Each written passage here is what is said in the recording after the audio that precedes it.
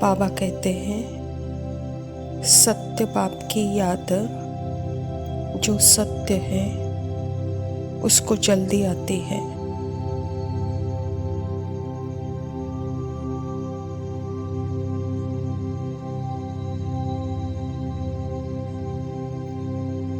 जहाँ सच्चाई है वहाँ संकल्प किया, बाबा हुजूर हाजिर है।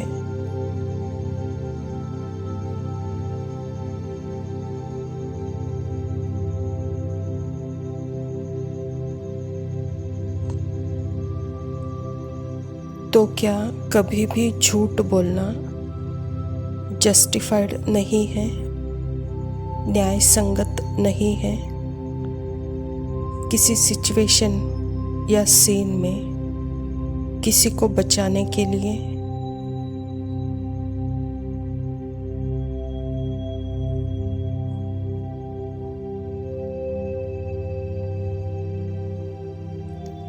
सबसे पहले सच्चाई तो यह पता हो कि जो अवेयरनेस है वो बॉडी माइंड नहीं है जो कि दुनिया को देख रही है।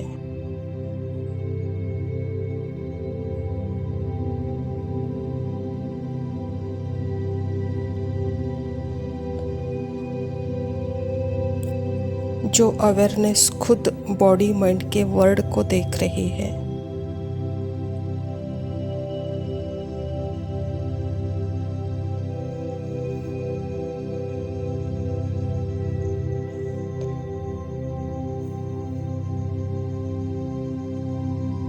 और जब यह सत्य पता है तो यह सच्चाई सबके लिए सेम है।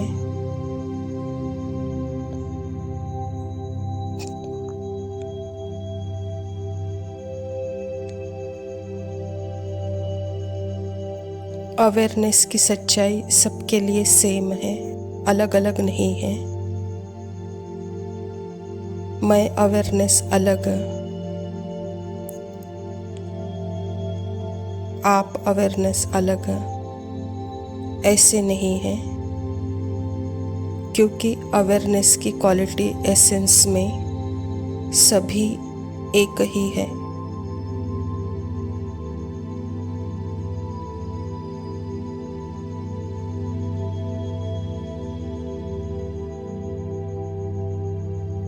Pure awareness, nature of awareness same quality है सभी की।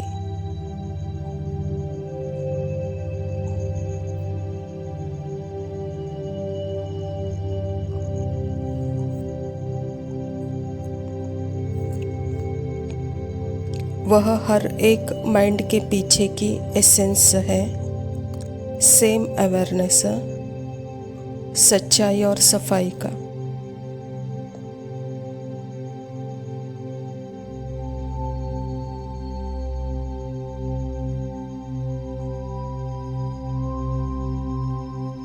एक एग्जाम्पल है सच्चाई पर। एक पति बीमार डेथ स्टेज पर अपने पत्नी से पूछता है, हमारे 10 बच्चे हैं, उनमें से एक बच्चा ब्लैक निग्रो दिखता है, बाकी तो सब नहीं। तो क्या मेरी यह हमेशा से इच्छा रही है कि मैं पूछूं, क्या यह बच्चा मेरा है?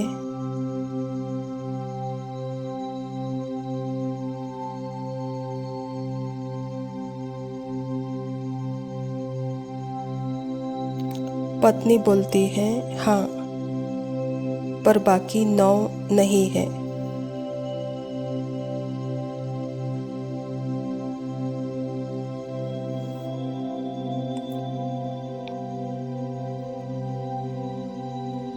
अब अगर वह मुझसे पूछती, एडवाइस लेती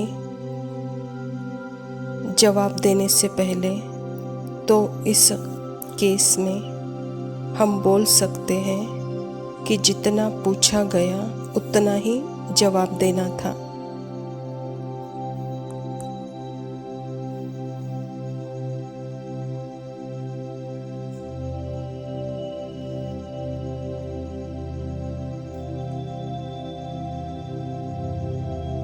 क्योंकि वह तो शरीर छोड़ रहे हैं, तो बेस्ट है उनको जितना पूछा था उतना जवाब दो। आगे एक्स्ट्रा इन्फॉर्मेशन देने की ज़रूरत नहीं थी।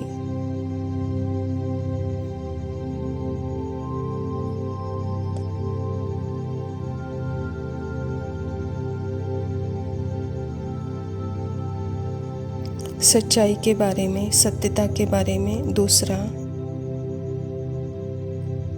मैंने भी बहुत बार झूठ बोला था, लेकिन एक बार मुझे अंदर से बहुत रोना आने लगा, आंसू आने लगे।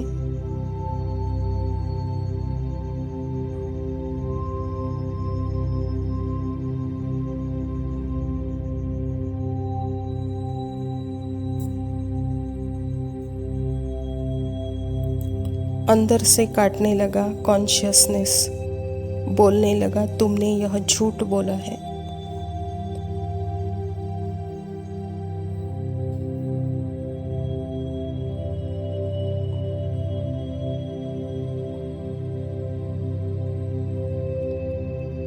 मैंने देखा जितना जितना परमात्मा की तरफ जाते हैं, उनके साथ होते हैं, उतना हमारा मन सेंसिटिव होता जाता है, मतलब संवेदनशील होता जाता है।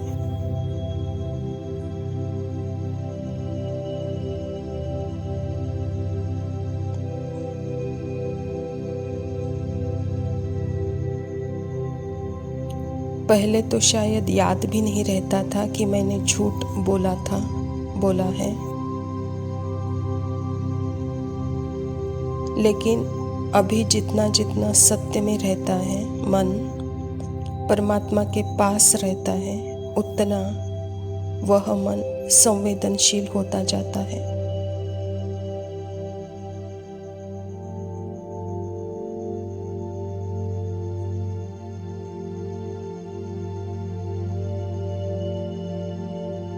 मतलब वेरी सेंसिटिव होता है। वह सच्चाई और ईमानदारी के प्रति बहुत जागरूक होता है।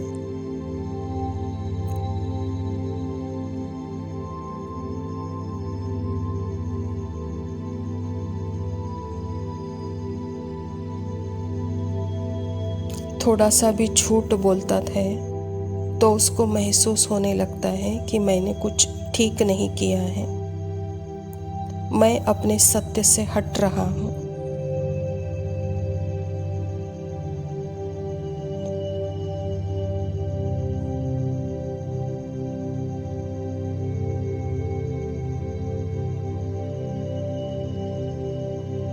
मैं अपने सहज स्वभाव से दूर होता जा रहा हूँ।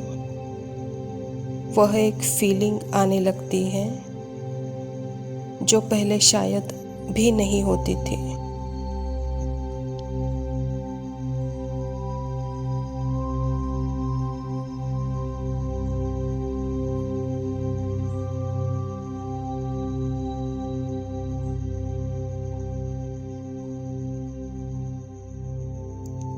लेकिन अब वो छोटी सी फीलिंग बहुत बड़ी लगती है।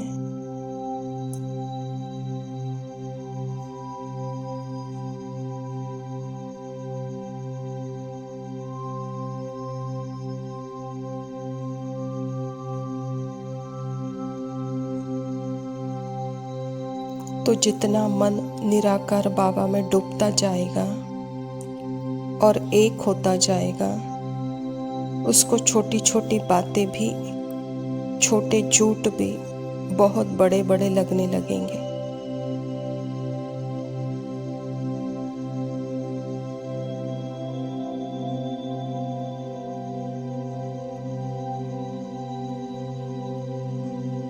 यह एक बहुत अच्छा साइन है, संकेत है। It's good sign.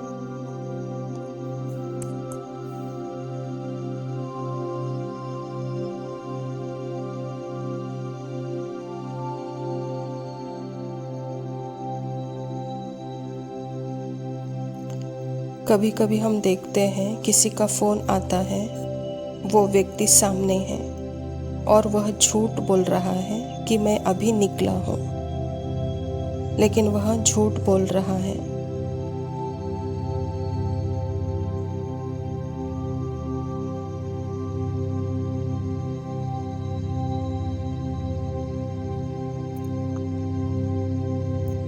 अगर देखा जाए तो यह छोटे छोटे झूठ भी स्थूल बोल रहे हैं, वह हमें परमात्मा से अलग करते हैं।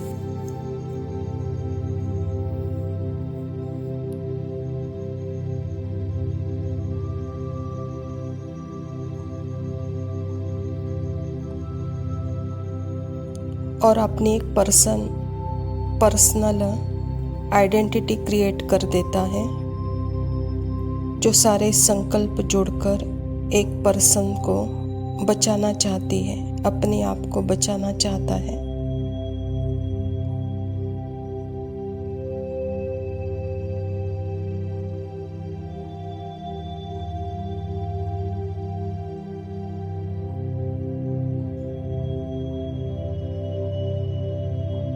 इसीलिए बाबा निराकार आत्मा को उठाता है, निराकार मन को उठाता है। बाबा की लाइट उसको मिलती है।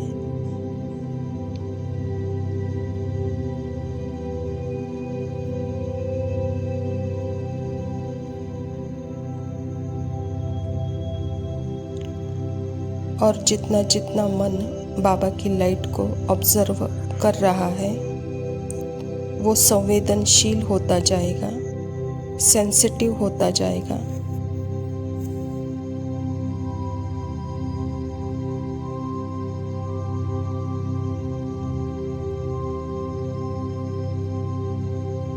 पहले जो चीज़ लगती भी नहीं थी, अब वह बहुत बड़ी लगने लगेगी।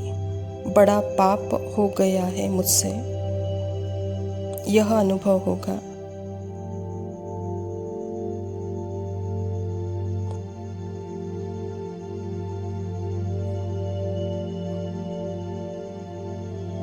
यह भी मन का गुड साइन है।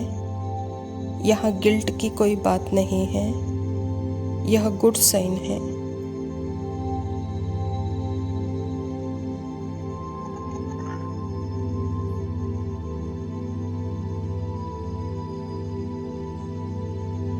कि तुम संवेदनशील हो रहे हो। अब हार लगता है, लेकिन यह सदाकाल का विजय है।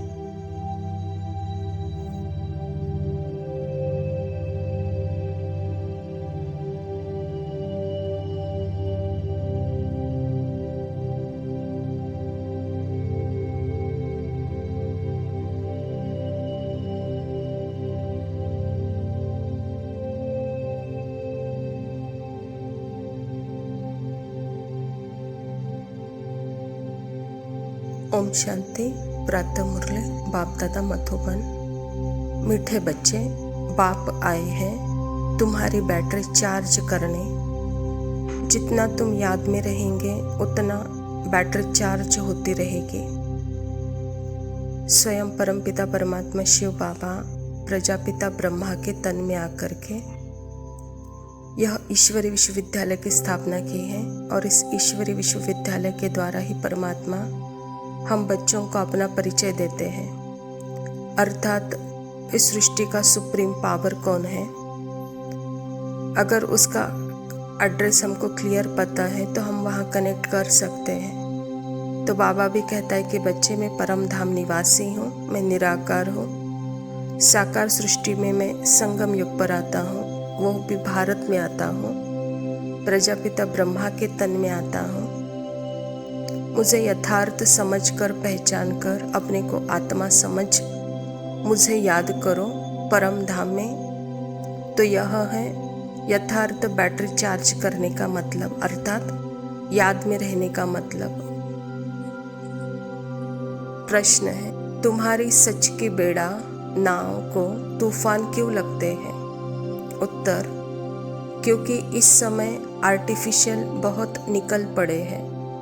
कोई अपने को भगवान कहते हैं, कोई रिद्धि सिद्धि दिखाते हैं। इसीलिए मनुष्य सच को परख नहीं सकते, सच की बेड़ी को हिलाने की कोशिश करते हैं। परंतु तुम जानते हो कि हमारी सच की नाव कभी डूब नहीं सकती। आज जो विघ्न डालते हैं वह कल समझेंगे कि सद्गति का रास्ता यहाँ ही निकलता है। सबके लिए यह एक ही हड्डी है। परमात्मा पिता जब इस धरा पर आते हैं, सत्य जब सुनाते हैं, तो बाबा कहता बच्चे यहाँ असत्य का बोलबाला शुरू होता है। इस भीड़ में सत्य की एक छोटी सी दुकान में असत्य के बड़े बड़े मॉल लगे हुए हैं।